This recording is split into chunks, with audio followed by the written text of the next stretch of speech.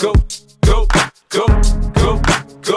Araw sa lahat at welcome ulit sa aking YouTube channel. So, bago ang lahat, gusto ko muna pasalamat sa lahat na nag-subscribe sa aking YouTube channel at nag-follow sa aking FB page. Maraming salamat sa inyo. Ingat tayo palagi sa pang-araw-araw na ginagawa natin. So, yung mga kaurag yan, may napasin sa likod ko. Ayan. Ang gagawin din ngayon mga kaurag, magbabakas tayo ng tangke. Yan.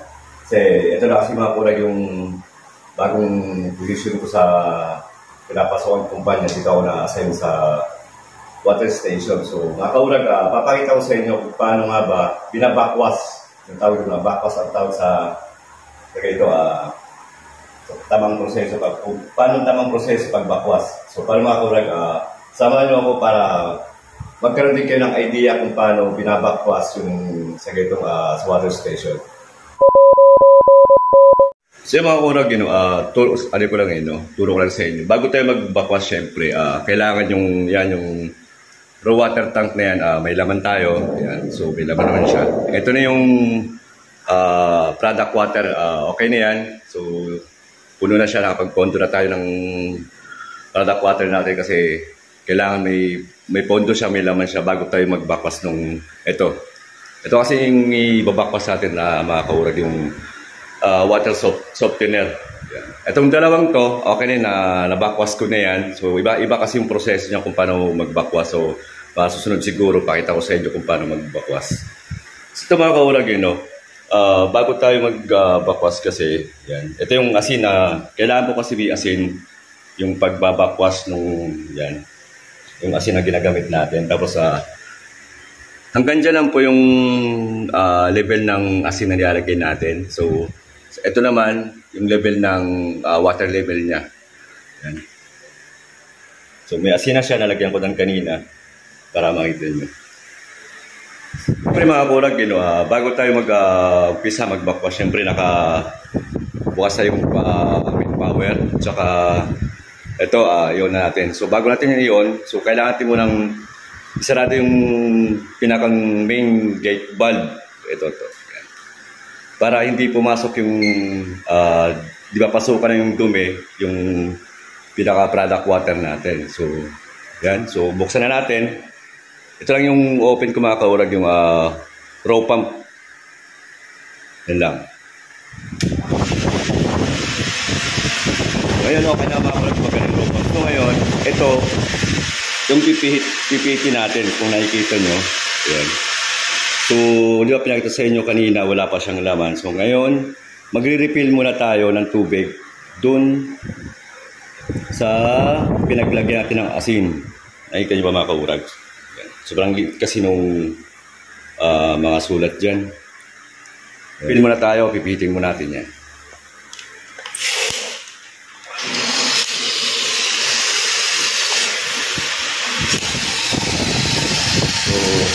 Nakita natin. Ayan.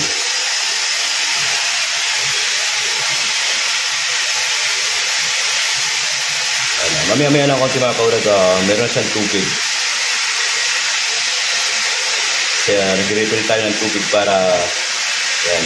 Para sa ating mag-refill, okay na yung tubig sa water level niya. I-drain naman natin siya. Pero bago natin i-drain, kailangan tapos muna yung kaya mapuno natin itong hanggang dito lang. Pinapansin nyo mga kaurag, may tubig na siyang umaakyat. Siguro mga 15 minutes o 10 minutes yung pag-refill niya ng tubig.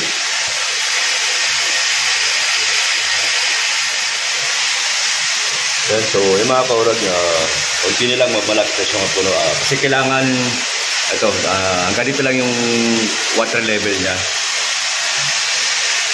Konti-konti na lang. Pataas natin, pag mabot na sa pinakang water level niya, so, i-drain naman natin siya para malusaw yung asin, pumasok dun sa, yun. Ito kasi yung binabakwas natin, yan, si water softener.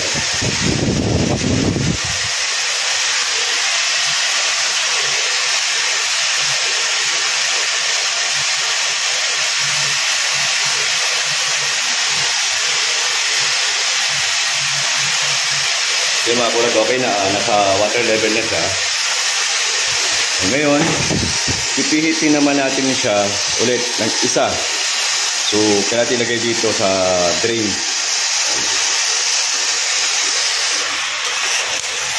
Yan. Napansin ko.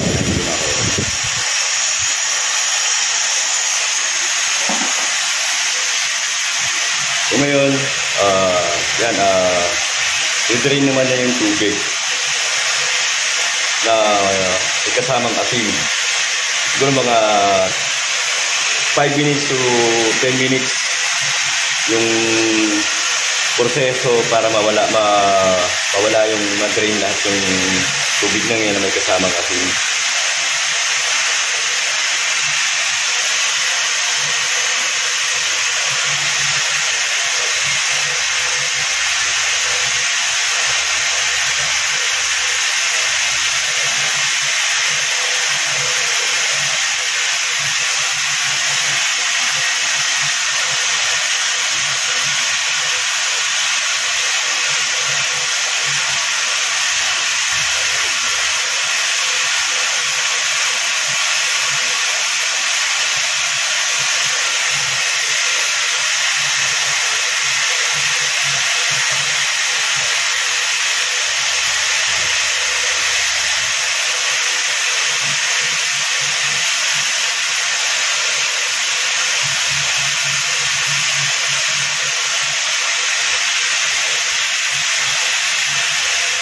Yung mga kaulang ngayon, makikita na yan, konti na lang yung asin niya, tubig pa lang, konti lang, may drain na siya. Ayan.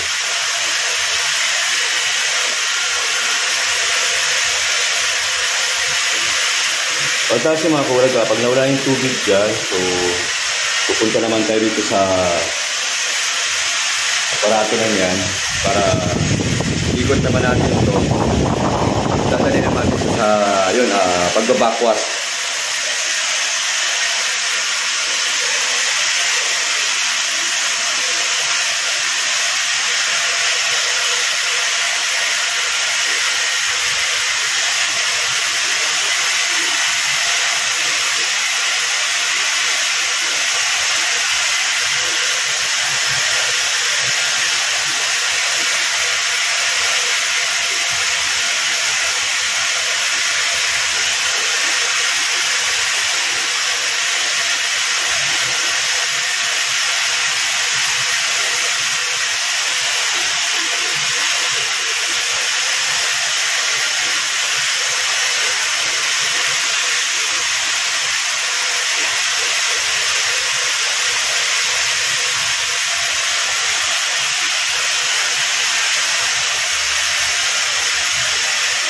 Yung napansin mga kaulag yun, wala na yung asin na nilagyan natin kanina. Ayan.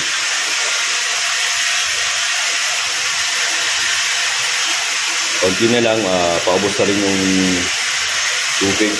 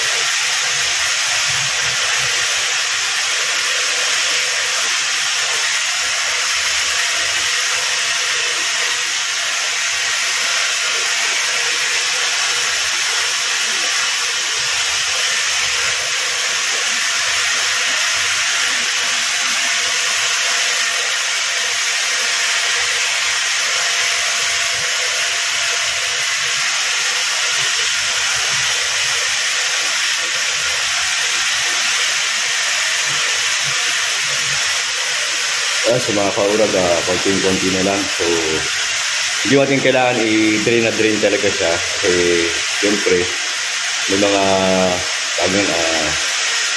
latak pa rin yung mga dumi-dumi. Iwasan din natin makapasok yung sa loob ng, yan, okay siguro.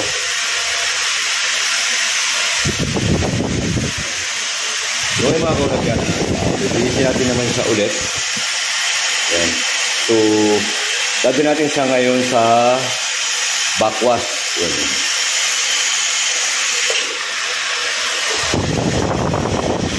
Yan. Nakita niyo yung araw yan. Nakita niyo nakaset na yan dyan sa backwash na siya. Siguro medyo matagal nga lang, mga 20 minutes o 25 minutes yung pagbabakwas niya. Para drain na drain yung siyempre, yung mga dumi, saka yung pinasok nating tubig na may asin kanina para malinis niya ulit.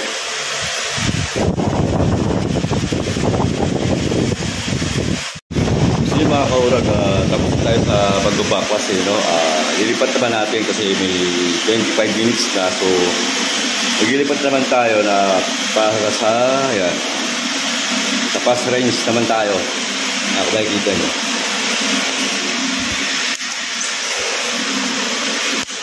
Yan. Sa pass range naman mga kaurag, sa backpass kasi ginawa natin 25 minutes. Sa pass range naman 15 minutes lang to 20 minutes. Okay na siya.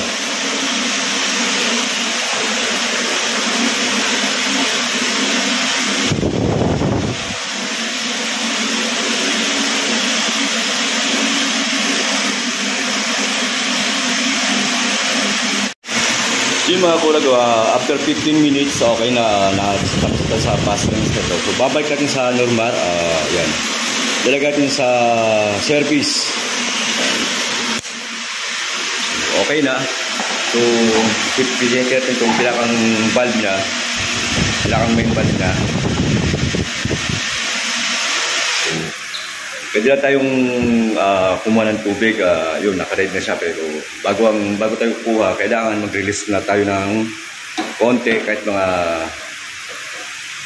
5 minutes lang.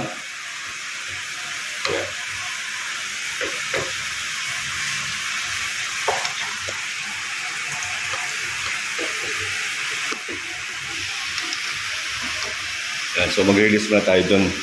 So, nagay tayong PVC para mag-release na tayo ng tubig bago tayo mag-refill. So, switch na natin to. Yan.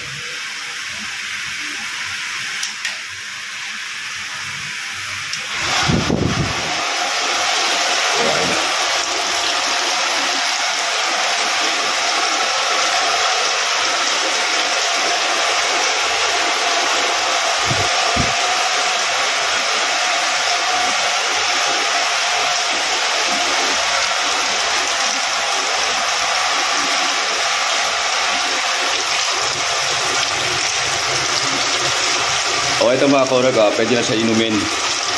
Malinis na yan. Sobrang linis na. Nga lang, di pa siya malamig.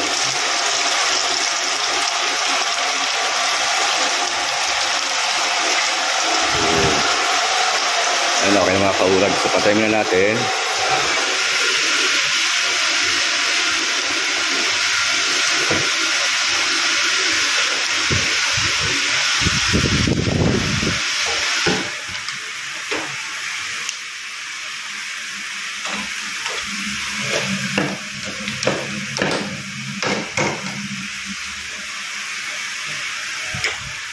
Ngayon, yan.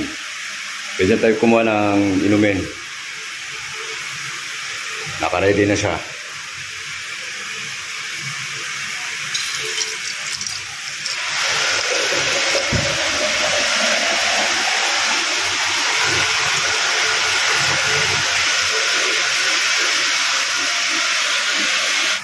So yun mga kulag, yan, tapos na tayo magbakwa sa yung sa water station. So okay na, pwede tayo mag-service na ulit. So mga kaurag, gusto ko ulit nagpasalamat sa lahat na sumusuporta sa aking YouTube channel, sa aking TV page. Maraming salamat sa inyo.